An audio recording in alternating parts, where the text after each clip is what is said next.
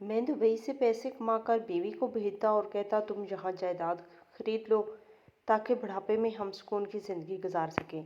लेकिन मेरा भाई मुझे फ़ोन करके कहता तुम्हारी बीवी सारा पैसा फजूल खर्ची में उड़ा देती है, जायदाद नहीं बना रही। अब मैं सारा पैसा भाई को भेजता और कहता मेरी बीवी को बस खर्चा देना और बाकी पैसों से कारोबार करो। 15 साल बाद मैं वापस आया तो भाई ने कहा तुम्हारी बीवी बहुत ज़िद्दी है, मुझसे लड़कर सारा पैसा ले लेती थी, तुम्हारा कारोबार में कोई हिस्सा नहीं है। मैंने बीवी से पूछा तो वो मुझे हाथ पकड़कर कमरे में ले गई और कांपते हुए हाथों से अलमारी खोली।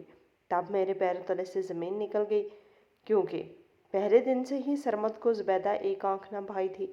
वो मामूली शक्ल सूरत की कम पढ़ी लिखी लड़की थी जिसे इसकी माँ अपनी मर्ज़ी से ब्याह कर लेकर आई थी, जबकि सरमद एक खूबसूरत बीवी चाहता था।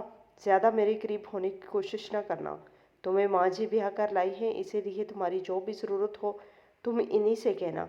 भला वजह मेरे सर पर सवार हुई तो अच्छी बात नहीं होगी। पहली रात ही सरमद ने इसे बुरी तरह से झिड़क दिया था। गरीब से घराने से तलक रखने वाली ज़ुबैदा सहम कर रह गई थी, मगर इसने अपने लफ्ज़ सी दिए थे। सरमद ने दोबारा ज़ुबैदा को कभी अपनी बीवी तस्लीम न किया और ना ही इसने कभी इसकी कोई ज़रूरत पूरी की। अम्मा जी जब तक जिंदा रहीं वो ज़ुबैदा को सर्दी और गर्मी के कपड़े दिला दिया करती थी। ज़ुबैदा को पैसों की ज़रूरत होती तब भी वो अम्मा से ही कहती। वो भली खातून थी, कभी ज़ुबैदा की मदद कर दिया करती थी और कभी इसे समझा देती कि अभी मेरे पास पैसे नहीं हैं। ज़ुबैदा ने भी शायद इसको अपनी किस्मत समझकर मान लिया था। वो खामोशी से घर के काम काज में जुट गई।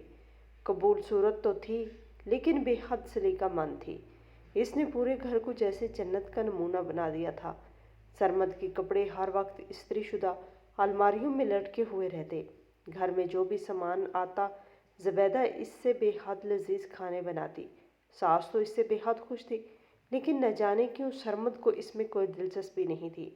हाँ, जैसे तैसे करके अब वो इससे थोड़ी बात कर लिया करता था। सरमद का बड़ा भाई फरकान शादीशुदा था। इसकी बीवी हसीना को ज़ुबैदा से अल्लाह वास्ते का बेर था। फरकान इसे अपनी पसंद से ब्याह कर लाया था और वो अम्मा बी को एक आंख न बहाती थी। अम्मा भी अपनी हर बात में ज़ुबैदा से मशवरा करती। इसने हसीना को इससे बेहद चिढ़ थी। अम्मा बी का इंतकाल होते ही ज़ुबैदा पर तो जैसे पूरी दुनिया ही तंग हो गई। इस घर में अब इसका वाहिद सहारा भी न रहा था। सरमद तो वैसे ही इससे बेजार था। हसीना ने इसका सारे कामों का बोझ इस पे डाल दिया। सुबह अजानों के वक्त जागती तो रात गए तक इसके कामकाज ख़त्म ही ना होते। सरमद बाहर काम से आता तो आगे ज़ुबैदा को थके हारे अंदाज में घर के कामकाज निपटाता देखकर इसे मज़ीद गुस्सा आ जाता। कभी तो किसी अच्छे अलिये में तैयार हो जाया करो। बाहर की लड़कियों को देखा है, कभी किसी कदर संवरी बनी रहती हैं, नहीं तो हसीना भाभी को ही देख लो, इतना ख्याल रखती हैं अपना। फरकान भाई के साथ खड़ी हुई कितनी जचती हैं, और एक तुम हो मेरे साथ खड़ी होती हो तो यूँ लगता है जैसे काम करने वाली कोई मासी है। घिन आती है मुझे तुमसे। सरमद इसे न जाने कितनी बातें सुना देता। ज़ुबैदा की आंखों में आंसू आ जाते। वो कहना चाहती थी कि हसीना तो सारा दिन कोई काम ही नहीं करती, काम तो सारे इससे करवाए जाते हैं, लेकिन सरमद इसकी बात सुनता तब ना। इन्हीं दिनों एक और हादसा हुआ। सरमद की चलती हुई नौकरी छूट गई। वो बेहद परेशान रहने लगा। इस परेशानी का सारा आताब भी ज़ुबैदा पर ही निकलता। जाहिल औरत जैसी शक्ल है वैसे ही भूटे नसीब हैं। अपने साथ साथ मुझे भी अपने सब्ज़ बख्त लगा दिए हैं। अच्छी भली नौकरी थी, अब वो भी हाथ से गई। ढूंढ ढूंढ कर थक गया हूँ, कहीं और नौकरी नहीं मिल रही। सरमद ज़ुबैदा को देखते ही चिल्लाने लगता। ज़ुबैदा खुद बेहद परेशान थी। घर में फुरकान की तनख्वाह से थोड़ा बहुत गुजारा होने लगा, लेकिन फुरकान चालाक था। इसने अपनी तनख्वाह की पूरी रकम कभी घर में दी ही न थी। अब भी देने वाले पैसों में इसने मज़ीद कमी कर ली। घर में फाकों तक की नौबत आ पहुंची। ज़ुबैदा का छोटा सा एक बेटा था और वो खुद 7 माह की हामला भी थी। छोटा बच्चा भूख से बिलबिलाता और दूध मांगता तो ज़ुबैदा तड़प के रह जाती, मगर सरमद को कुछ कहना अपनी शामत बलवाने के मुतरादिफ था, इसीलिए बस वो सब्र के घूंट पी कर रह जाती थी। एक रोज़ सरमद घर आया तो इसके चेहरे पे थोड़ी सी चमक थी। तुम्हारी शादी के ज़ेवरात कहाँ हैं? वो जो अम्मा बी ने तुम्हें डाले थे, और अम्मा बी ने अपना जेवर भी तो तुम्हारे पास रखवा दिया था, वो सारा मुझे चाहिए, सरमद ने हुक्मिया अंदाज में कहा। ज़ुबैदा चंद लम्हे तो इसे देखती थी रही। لیکن انکار کی جرأت اس میں کہاں تھی۔ اس نے سارا زیور جو کئی تولے تھا وہ لا کر سرمد کے سامنے رکھ دیا۔ لیکن اس نے سوال پوچھ ہی لیا، اب ان زیورات کا کیا کریں گے؟ کیا کوئی کاروبار کرنا چاہتے ہیں؟ زبیدہ نے پوچھا تو سرمد تلخ سا ہنس دیا۔ یہاں پر رہ کر کاروبار کروں گا تو تمہاری بدبختی اسے بھی لے ڈوبے گی۔ میں ان زیورات کو بیچ کر دبئی جانا چاہتا ہوں، وہاں اچھی نوکری مل رہی ہے، ہمارے حالات بدل جائیں گے۔ زیورات کے ڈبے لے کر وہ گھر سے باہر چلا گیا۔ زبیدہ اسے جاتے ہوئے دیکھنے لگی۔ اس کے دل کو کچھ ہو رہا تھا۔ حسینہ اور فرقان کا رویہ پہلے ہی اس کے ساتھ بہتر نہیں تھا، اب اگر سرمد بھی اس گھر سے چلا جاتا تو نہ جانے اس کے ساتھ کیا سلوک کرتے۔ لیکن خود سرمد بھی تو کم نہ تھا۔ زیورات کے فروخت کرتے ہی اس نے اپنے دبئی جانے کا سارا بندوبست کر لیا تھا۔ جس روز اس کی دبئی کی فلائٹ تھی وہ بڑے پرجوش انداز میں تیاری کر رہا تھا۔ زبیدہ کا چھوٹا بیٹا آج بھلا وجہ مجلے جا رہا تھا۔ اس نے حسینہ کے بیٹے کے پاس ایک سیاہ رنگ کی گاڑی دیکھ لی تھی اور بار بار وہ اپنی ماں سے بھی ویسے ہی کھلونا مانگ رہا تھا۔ زبیدہ اسے پچکار پچکار کے تھک چکی تھی۔ تنگ آ کر اس نے بچے کو گلے سے لگایا اور بولی کہ آپ کے پاپا دبئی جا رہے ہیں، وہاں سے بہت سارے پیسے بھیجیں گے، ان پیسوں سے میں آپ کو ایک گاڑی دلاؤں گی۔ بچہ سمجھا تو نہیں، البتہ ماں کی بات پر تھوڑا سا خوش ضرور ہو گیا۔ سرمد چند لمحے تک زبیدہ کو دیکھتا رہا۔ اس کے دل میں نفرت کی ایک تیز لہر اٹھی۔ مسلسل کام کاج نے اسے مزید بدصورت اور کمزور بنا دیا تھا۔ وہ اچانک اپنے کمرے سے نکلا۔ سامنے ہی فرقان اور حسینہ ہنستے ہوئے کوئی بات کر رہے تھے۔ سرمد کو اپنی یہ بھابھی بہت پسند تھی، خوبصورت اور سمجھدار۔ وہ آگے بڑھا، ہاں بھائی ساری تیاری ہو گئی دبئی جانے کی؟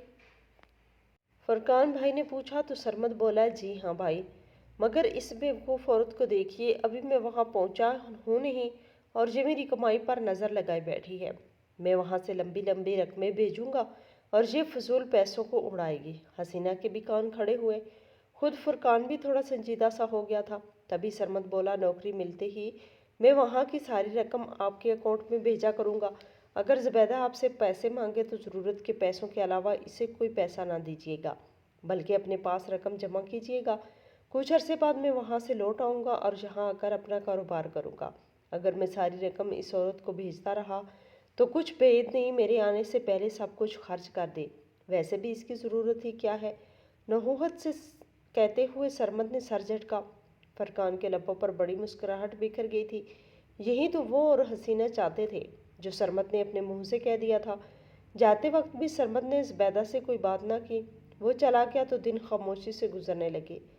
زبیدہ اسی طرح اپنی خراب ہوتی طبیعت کے باوجود سارے گھر کی کام کاج کرتی رہتی۔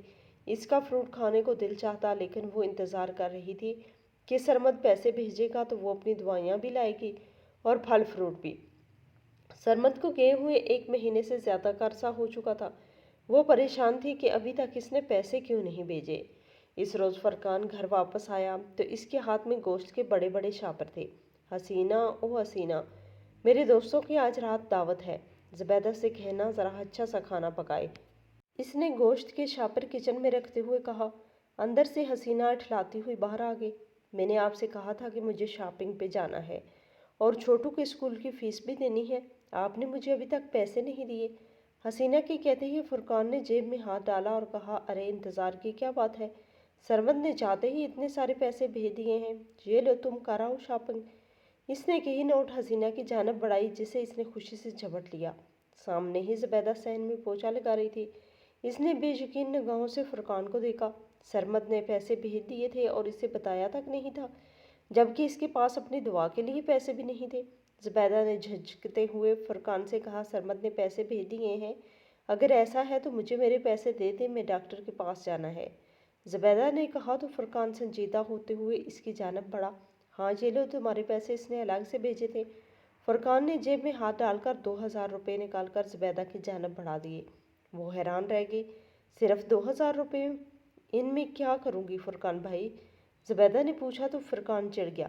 ارے تمہاری ضروریات ہی کیا ہے؟ کیا کھانا پینا تو گھر میں چل رہا ہے، کپڑے جوتے تم حسینہ سے لے کر پہن لیا کرنا، بچہ تمہارا ابھی چھوٹا ہے، اتنے پیسوں میں ہی تمہارا گزارا ہو جائے گا۔ اتنا کہتے ہی وہ وہاں سے چلا گیا۔ زبیدہ 2000 روپے ہاتھ میں پکڑے بے یقین سی کھڑی رہ گئی۔ اس کی آنکھوں میں آنسو آنے لگے، اس کی طبیعت مزید خراب ہونے لگی۔ لیکن ان 2000 روپے سے وہ کیا کیا کرتی؟ بچہ کئی دنوں سے کھلونا مانگ رہا تھا۔ زبیدہ خاموشی سے جا کر اسے ایک کھلونا دلا لائی۔ خود اس کے اپنے کپڑے اور بچوں کے کپڑے پھٹ چکے تھے، لیکن ان 2000 روپے میں وہ کیا کرتی؟ اپنی خراب طبیعت کو خاموشی سے برداشت کر گئی، مگر کتنا برداشت کرتی؟ 9واں مہینہ مکمل ہوتے ہی اسے شدید درد اٹھنے لگے، مگر اس کے پاس تو 1 روپیہ بھی نہ تھا۔ کچن میں کھانا بناتے بناتے اس کے پیٹ کے نچلے حصے میں شدید تکلیف ہوئی تو وہ بے اختیار تڑپ اٹھی۔ حسینہ نے اسے نیچے گرتے ہوئے دیکھ لیا تھا، اس لیے منہ بنانے لگی۔ اب اس مہرانی کی ڈلیوری پر لاکھوں روپے کا خرچہ آ جائے گا، اس نے بڑبڑاتے ہوئے فرقان سے کہا، جو موبائل پر مصروف تھا۔ کیوں لاکھوں روپے کا خرچہ آئے گا؟ میں رکشہ لے کر آتا ہوں، اسے سرکاری ہسپتال لے جاتے ہیں۔ آخر سرکاری ہسپتالوں میں بھی تو لوگوں کی ڈلیوریاں ہوتی ہیں۔ ویسے بھی سرمد نے کہا تھا کہ وہ زبیدہ پر 1 روپیہ بھی خرچ نہیں کرنا چاہتا۔ فرقان نے آرام سے کہا اور اٹھ کر باہر چلا گیا۔ تھوڑی دیر بعد رکشہ آیا تو پڑوسن کے ساتھ تڑپتی ہوئی زبیدہ کو بٹھا کر سرکاری ہسپتال بھیج دیا گیا۔ خود اس نے اسپتال جانا بھی گوارا نہ کیا۔ سرکاری ہسپتال میں مریضوں کی لمبی لائن تھی۔ زبیدہ درد سے تڑپتی رہی۔ ڈاکٹر نے اس کے لیے آپریشن تجویز کیا تھا۔ پڑوسن تو تھک ہار کر شام کو واپس آ گئے۔ زبیدہ لاوارثوں کی طرح سرکاری ہسپتال میں ہی پڑی رہی۔ جب اس کا نمبر آیا تو ڈاکٹر نے اس کا آپریشن کر دیا۔ اس کی ایک بیٹی پیدا ہوئی تھی۔ زبیدہ کی آنکھوں میں آنسو بہنے لگے۔ جب اس کا شوہر ہی اس کا خیال نہ کرتا تھا تو کسی اور کو کیا ضرورت تھی اس کا خیال کریں؟ ڈاکٹر نے دوائیوں کا ایک پرچہ اسے تھما دیا تھا۔ بی بی یہاں پر صرف علاج مفت ہوتا ہے، دوائیاں خود خریدنی پڑتی ہیں، باہر جا کر یہ سب خرید لینا، ڈاکٹر نے سختی سے کہا۔ زبیدہ اٹھ کھڑی ہوئی۔ وہ جانتی تھی دوائیوں کے لیے اس کے پاس 1 روپیہ بھی نہیں آئے گا۔ لڑکھڑاتے قدموں سے وہ رکشے میں بیٹھ کر گھر واپس آئی۔ رکشے کا کرایہ دینے کے بھی اس کے پاس پیسے نہ تھے۔ گھر میں فرقان اور حسینہ موجود تھے۔ فرقان نے بادل خواستہ رکشے والے کو کرایہ دے دیا تھا۔ زبیدہ نے دوائیوں کو پرچہ حسینہ کو پکڑایا اور کہا، یہ میری چند دوائیاں ہیں جو کھانا ضروری ہے ورنہ زخم خشک نہیں ہوگا۔ سرمد سے کہیں کہ مجھے ان دوائیوں کے پیسے بھیج دے، زبیدہ نے کہا تھا۔ حسینہ نے لاپرواہی سے پرچہ سائڈ پر رکھ دیا۔ سرمد بھائی نے جو پیسے بھیجے تھے اس سے فرقان نے اپنا کاروبار شروع کر لیا ہے۔ ابھی فی الحال تو ان کے پاس کوئی پیسے نہیں ہیں، اور ویسے بھی سرمد بھائی نے خود ہی کہا تھا کہ تمہیں تمہاری ضرورت کے علاوہ کوئی پیسے نہ دیے جائے۔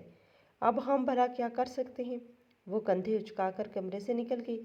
زبیدہ کا دل چاہا کہ وہ پھوٹ پھوٹ کر رو دے۔ ننھی سی جان کو دودھ کی ضرورت تھی، مگر زبیدہ کو نہ تو دوائیاں مل رہی تھی اور نہ ہی مناسب خوراک۔ ایسے میں وہ بچی کو دودھ کیسے پلاتی؟ جیسے تیسے کر کے وہ چوتھے پانچویں روز چارپائی سے اٹھ کھڑی ہوئی۔ دوائیاں خریدنے کے لیے اس نے اپنے کانوں میں ڈالی ہوئی بالیاں لے جا کر بازار میں فروخت کر دی، جن سے اس کی 1 ہفتے کی دوائیاں آ گئی۔ اللہ اللہ کر کے اس کا زخم ٹھیک ہوا تو وہ خاموشی سے دوبارہ گھر کے کام کاج کرنے لگی، کیونکہ جتنے دن چارپائی پر رہی حسینہ اسے ایک وقت کا کھانا دیتی تو دوسرے وقت شور مچانے لگتی تھی۔ سرمد تو ایسا گیا کہ اس نے پلٹ کر دوبارہ زبیدہ کی خبر ہی نہ لی۔ فرقان نے اس کے بھیجے ہوئے پیسوں سے اپنا کاروبار جما لیا تھا۔ اب اسے لاکھوں کی آمدنی ہونے لگی۔ اس کے اور حسینہ کے تو طور اتوار ہی بدل گئے۔ گھر میں ملازموں کا بھی اضافہ ہو گیا۔ زبیدہ پر کام کا بوجھ تو کافی کم ہو گیا، لیکن وہ اور اس کے بچے ملازموں سے بھی بدتر زندگی گزار رہے تھے۔ اس کے حصے میں اب بھی وہی 2000 روپے آتے جو ہر مہینے سرمد کے بھیجے ہوئے پیسوں میں سے نکال کر فرقان اس کے ہاتھ میں رکھ دیتا تھا۔ فرقان کے بچے اعلیٰ انگلش میڈیم اسکولوں میں پڑھ رہے تھے، جبکہ زبیدہ کے پاس اتنے پیسے بھی نہ ہوتے تھے کہ وہ اپنے بچوں کو اچھے اسکول میں داخل کروا سکے۔ تنگ آ کر اس نے دونوں بچوں کو قریبی سرکاری اسکول میں ہی داخل کروا دیا تھا۔ گھر میں بہترین کھانا پکتا، حسینہ اس کے بچے اور فرقان ٹیبل پر بیٹھ کر شان سے وہ کھانا کھاتے، جبکہ زبیدہ کے بچے ترستی ہوئی نگاہوں سے ان کے کھانے کو دیکھتے رہتے۔ حسینہ تب تک انہیں کھانا نہ کھانے دیتی جب تک وہ اس کے بچے کھانا نہ کھا لیتے۔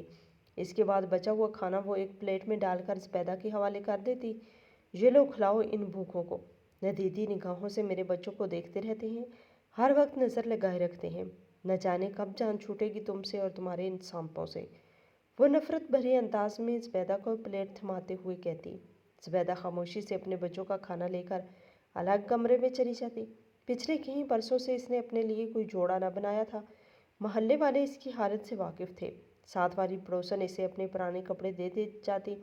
ज़ुबैदा ने कई बार फरकान से कहा था कि वो बच्चों के कपड़े खरीदने के लिए इसे चंद पैसे दे दे, लेकिन जवाबन हसीना अपने बच्चों की उतरन उठाकर इसे देती और कहती, यही पहना लो अपने बच्चों को। वैसे भी कौन सा किसी बादशाह की औलाद है, इनके बाप को तो इनकी परवाह ही नहीं, तो हम परवाह क्यों करें। ज़ुबैदा खामोशी से वहाँ से उठ जाती। बात तो इसकी सच थी। रफ्ता रफ्ता दिन गुजरते गए। 15 साल का अरसा गुजर गया। सरकारी स्कूलों से निकलकर ज़ुबैदा के बच्चे अब कॉलेज जाने लगे थे, लेकिन हसीना के बच्चे इनसे कहीं दर्जे ज़्यादा कामयाब थे। फरकान का बनाया हुआ कारोबार अब पूरे मुल्क में फैल चुका था। घर में दौलत की रेल पेल थी, मगर ज़ुबैदा को देखकर यूं ही महसूस होता था जैसे वो घर की कोई मुलाजमा हो। इस रोज़ छुट्टी का दिन था। फरकान देर से उठा। हसीना बनी संवरी नाश्ते की मेज़ पर बैठी थी। आज तो हलवा पूरी बनाओ भाई, बहुत दिल चाह रहा है हलवा पूरी खाने का, फरकान ने हुक्म दिया।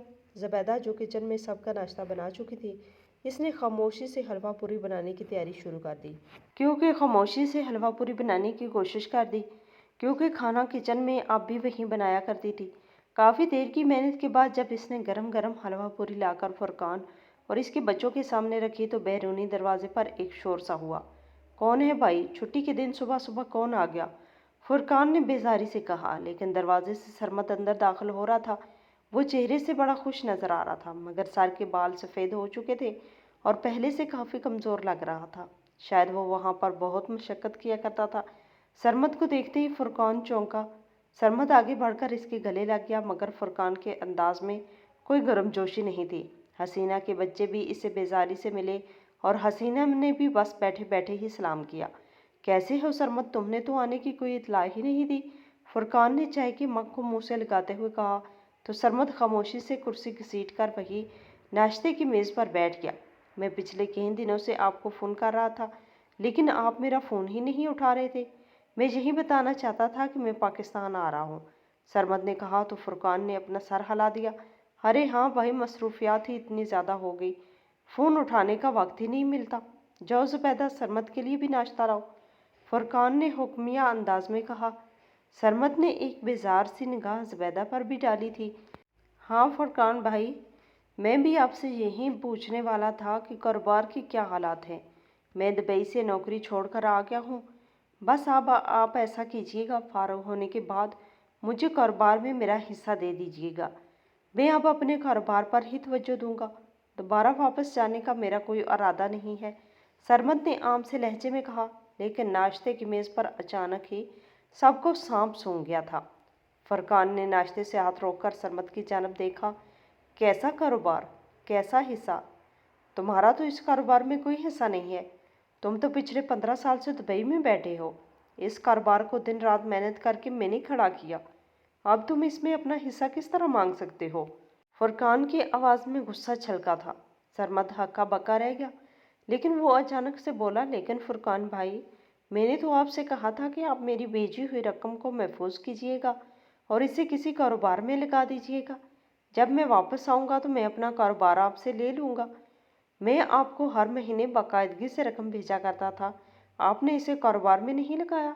सरमद की आवाज़ सदमे से के मारे फट रही थी। फरकान ने एक गहरी सांस ली। अरे मियाँ, तुम पहले अपनी बीवी से तो पूछ लो कि वो सारी रकम कहाँ गई। हर महीने जितनी रकम भी तुम भेजा करते थे, वो सारी की सारी तो ये मोहतरमा अपनी अयाशियों में उड़ा देती थी। इसने कभी वो रकम हमें इस्तेमाल करने को दी ही नहीं। मैंने तो अपने खून पसीने की कमाई से अपने बच्चों को पढ़ाया है और ये कारोबार बनाया है। इसमें से तो मैं तुम्हें एक ढेला भी नहीं दूंगा। हाँ, तुम्हें अगर अपनी रकम चाहिए तो मेरी बजाय अपनी बीवी से पूछो, फरकान गुस्से से कहता हुआ नाश्ते की मेज़ से उठ खड़ा हुआ था। हसीना भी मुंह बनाते हुए उठ गई, लेकिन सरमद के पैरों तले से तो ज़मीन निकल गई थी। 15 साल वो शदीद मशक्क़त करके घर में पैसे भेजता रहा था, लेकिन अब यहाँ तो कुछ भी नहीं था। ज़ुबैदा किचन से इसके लिए नाश्ता लेकर आ रही थी। सारी बातें इसने सुन ली थी। इसके कदमों में लड़खड़ाहट थी। सरमद ने कटीली निगाह इसके ऊपर डाली और बोला, ये मैं क्या सुन रहा हूँ। मैंने कहा भी था कि मेरी भेजी हुई रकम में से सिवाय ज़रूरत कि तुम कुछ नहीं ले सकती। फिर तुमने मेरे भेजे हुए सारे पैसे खर्च क्यों किए। तुम मेरी सोच से बढ़कर एक जाहिर औरत हो। इसके हाथ में पकड़ा हुआ नाश्ता उठाकर ज़मीन पर पटकते हुए सरमद ज़ोर से चलाया था। زبیدہ کا دل لرز کر رہ گیا۔ میں ساری عمر پردیس میں محنت کرتا رہا اور باہر دیکھو فرقان بھائی کی شاندار سی گاڑی کھڑی ہے، یہ گھر ان کا ہے، یہ کاروبار ان کا ہے، اور میرے ہاتھ میں کیا ہے؟ تمہاری جیسی بیوقوف عورت، نہ جانے تم نے بچوں کی تربیت کیسی کی ہوگی۔ دکھاؤ مجھے وہ سارا ساز و سامان جو تم نے میری بھیجی ہوئی دولت سے خریدا ہے۔ سرمد اپنی جگہ سے اٹھ کھڑا ہوا تھا۔ زبیدہ لرزنے لگی۔ سرمد چلاتا ہوا اس کے کمرے میں داخل ہو گیا، لیکن کمرے میں داخل ہوتے ہی وہ بری طرح سے چونکا۔ جو فرنیچر اور سامان وہ چھوڑ کر گیا تھا وہ سارا کھردرا ہو چکا تھا۔ بوسیدہ سے در و دیوار تھے، پورے گھر میں شاندار پینٹ ہوا تھا، لیکن صرف زبیدہ کا کمرہ ہی رنگ اور روغن سے خالی تھا۔ دیوار کے ساتھ ایک پرانی طرز کی الماری رکھی تھی، وہی الماری جو زبیدہ اپنی جیز میں لے کر آئی تھی۔ اس کے دونوں پٹ اکھڑ چکے تھے۔ زبیدہ نے کسی طرح کیل ٹھونک کر انہیں لگا رکھا تھا۔ سرمد آگے بڑھا اور اس نے زوردار طریقے سے الماری کھولی۔ ان کپڑے اور جوتوں پر پیسے خرچ کرتی رہی ہو تم۔ اس نے الماری کے اندر جھانکا، لیکن دھک سے رہ گیا۔ الماری کے اندر ترتیب سے 3 جوڑے رکھے ہوئے تھے، اور بچوں کے کپڑے والے خانے میں بھی 2 جوڑوں کے علاوہ کوئی کپڑا نہ تھا۔ جوتے تو تھے ہی نہیں۔ سرمد پلٹا۔ یہ سب کیا ہے؟ وہ حیران ہو رہا تھا۔ زبیدہ نے اپنا سر جھکا لیا۔ عین اسی لمحے کھلے دروازے سے زبیدہ کے دونوں بچے اندر داخل ہوئے تھے۔ آپ امی سے کیوں پوچھ رہے ہیں یہ سب کیا ہے؟ آپ کو اپنے بھائی سے پوچھنا چاہیے جن کے اکاؤنٹ میں آپ ہر مہینے پیسے بھیجا کرتے تھے۔ زبیدہ کا بڑا بیٹا تلخ انداز میں کہہ رہا تھا۔ معمولی تعلیم اور معمولی خوراک کی وجہ سے اس کی شخصیت دبی ہوئی تھی، لیکن اس کے باوجود وہ بے خوف تھا۔ اپنی اولاد کو دیکھ کر سرمد تھوڑا پگھلا تھا۔ وہ آگے بڑھ کر انہیں گلے لگانا چاہتا تھا، لیکن بیٹے نے ہاتھ اٹھا کر انہیں روک دیا۔ ساری زندگی آپ نے دوسروں پر بھروسہ کیا اور اپنی بیوی اور اپنی اولاد کو نظر انداز کیا۔ کبھی سوچا بھی ہے آپ نے کہ آپ وہ ساری رقم بھیجا کرتے تھے وہ فرقان چاچو ہمیں کیوں دیتے؟ انہوں نے وہ ساری رقم ہمیشہ اپنی بیوی اور بچوں پر خرچ کی۔ میرے سامنے آپ کے بھیجے ہوئے پیسوں سے ان کے بچے کھلونے لے کر عیش کرتے رہے، اچھا کھانا کھاتے رہے، اچھے اسکولوں میں پڑھتے رہے، اور ہمارے پاس کھانے کے لیے کبھی ایک وقت کا ہوتا اور کبھی نہ ہوتا۔ ان کا بچا ہوا کھانا ہمیں کھانا پڑتا۔ آپ لوگوں کی اترن پہن کر اب تک گزارا کر رہے ہیں۔ امی سارا دن جانوروں کی طرح گھر کا کام کرتی ہیں۔ آپ کے بھیجے ہوئے پیسوں سے ہی انہوں نے اپنا کاروبار بنایا، اور آج وہ لوگ عیش کر رہے ہیں، جبکہ آج ایک دفعہ پھر آپ ہماری ماں پر چلا رہے ہیں۔ سرمد کے بیٹے کی آنکھوں سے آنسو بہنے لگے تھے۔ خود سرمد بھی حیران پریشان کھڑا تھا۔ اس کے دونوں بچے اور بیوی واقعی ملازموں سے بھی بدتر حلیے میں لگ رہے تھے۔ تینوں کی صحت بے حد کمزور تھی۔ سرمد بے یقینی سے لڑکھڑاتا ہوا باہر نکلا۔ پیسے تو واقعی وہ ہر مہینے فرقان کے اکاؤنٹ میں ہی بھیجا کرتا تھا، تو پھر کیا فرقان اسے جھوٹ بول رہا تھا؟ سرمد کو یقین نہیں آیا۔ میں خود بھائی جان سے بات کرتا ہوں۔ وہ دبے دبے قدموں سے چلتا ہوا فرقان کے کمرے کے سامنے جا کر کھڑا ہو گیا، جس کا دروازہ ہلکا سا کھلا تھا۔ سرمد نے لاک پر ہاتھ رکھا اور اسے اندر کو دھکیلنا چاہا، لیکن اگلے ہی پل وہ چونک گیا۔ کھلے دروازے کی وجہ سے اندر کی آوازیں باہر بھی صاف آ رہی تھی۔ اگر سرمد کو پتہ چل گیا کہ آپ نے یہ کاروبار سارا اسی کے پیسوں سے کھڑا کیا ہے، آپ نے پوری زندگی اس کے بھیجے پیسوں میں سے زبیدہ کو صرف 2000 روپے دیے ہیں، تو پھر کیا ہوگا؟ حسینہ نے کہا۔ فرقان نے ایک کہکا لگایا تھا۔ تم فکر مت کرو، سرمد کو زبیدہ سے بے حد نفرت ہے، وہ اس کی کسی بات پر یقین نہیں کرے گا۔ وہ چاہے سر پٹک پٹک کر بولے کہ سرمد کا بھیجا ہوا سارا پیسہ ہم نے استعمال کیا ہے، وہ مانے گا صرف وہی بات جو میں اسے کہوں گا۔ فرقان کی بات میں غرور تھا۔ حسینہ نے بھی ایک چھوٹا سا کہکا لگایا۔ بیچاری زبیدہ ساری عمر ہماری اور ہمارے بچوں کی اترن پہنتی رہی ہے، ساری زندگی اس کو دوا تک کے لیے ہم نے پیسے نہ دیے، اور آج سرمد اسی کو مجرم سمجھ رہا ہے، جبکہ ہم تو ہمیشہ کی طرح اس کے وفادار ہی رہیں گے۔ حسینہ کی بات پر فرقان زور سے ہنسا تھا۔ بیوقوف مرد ایسے ہی ہوتے ہیں۔ زبیدہ نے اس کا گھر بنانے میں کیا نہیں کیا، ہمیشہ اس کی خدمت کی، اس کے گھر کو اپنا سمجھا، لیکن سرمد ہے ہی عقل کا اندھا۔ اب اگر وہ خود اپنی بیوی اور اپنے بچوں کی قدر نہیں کرتا تو ہم کیا کر سکتے ہیں؟ فرقان کی بات پر حسینہ نے بھی اس کی ہاں میں ہاں ملانے لگی، لیکن دروازے سے باہر کھڑا ہوا سرمد جیسے پتھر کا بت بن گیا۔ فرقان کی بات نے تو جیسے اسے آئینہ ہی دکھا دیا تھا۔ واقعی پچھلے 15 برسوں میں ایک دفعہ بھی اس نے زبیدہ کی خیر خبر نہ لی تھی، حالانکہ زبیدہ نے اس کے لیے کیا نہیں کیا تھا۔ जान बूझकर वो अपने इन्हीं रिश्तेदारों पर भरोसा करता रहा जिन्होंने इसकी पीठ पर खंजर घोंपा था। इसकी आंखों से आंसू बहने लगे। वो पलटकर ज़ुबैदा के कमरे में चला गया जहां वो अपने दोनों बच्चों के साथ खामोश बैठी थी। मुझे माफ़ कर दो ज़ुबैदा, मुझे हकीकत का पता चल गया है। दोनों हाथ इसने इसके सामने जोड़ते हुए सरमद गड़गड़ा रहा था। ज़ुबैदा खामोशी से देखती रही। सरमद का इस तरफ हम माफ़ी मांगना इसके पिछले दुखों का दावा तो नहीं कर सकता था। हाँ, मगर इसके बच्चों की आने वाली ज़िंदगी अब महफूज हो गई थी। हकीकत का पता चलते ही सरमद ने फुरकान पर दबाव डालकर कारोबार का एक बड़ा हिस्सा अपने नाम करवा दिया था।